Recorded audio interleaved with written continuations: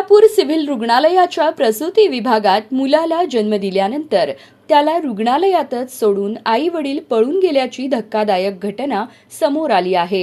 हा प्रकार 21 फेब्रुवारी रोजी घडला असून या प्रकरणी 13 मार्च रोजी सदर बाजार पोलीस ठाण्यात आई वडिलांविरुद्ध गुन्हा दाखल करण्यात आला आहे।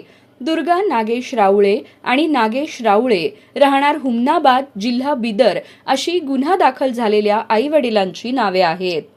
मिळालेल्या माहितीनुसार दुर्गा राऊळे ही महिला गरोदर असल्याने प्रसूतीसाठी शासकीय रुग्णालयात दाखल झाली होती।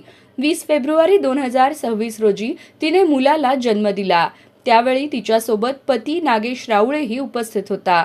मात्र दुसऱ्या दिवशी कोणतीही माहिती न देता या दाम्पत्याने नवजात बाळाला रुग्णालयात असुरक्षित अवस्थेत सोडून पलायन केले।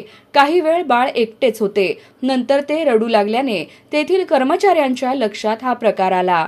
कर्मचाऱ्यांनी दोघांचा परिसरात शोध घेतला, मात्र ते कुठेही आढळून आले नाहीत। रुग्णालयात दाखल होताना कर्मचाऱ्यांनी संबंधितांकडे आधार कार्ड व रेशन कार्डची मागणी केली होती, मात्र त्यांनी ती कागदपत्रे नसल्याचं सांगितलं। महिलेची प्रसूती तातडीची असल्याने कर्मचाऱ्यांनी औपचारिकता न करता तिला दाखल करून घेतले। प्रसूतीनंतर मात्र महिला व तिचा पती बाळाला सोडून पळून गेल्याचं समोर आलं आहे। या प्रकरणी सदर बाजार पोलिसात गुन्हा दाखल करण्यात आला आहे।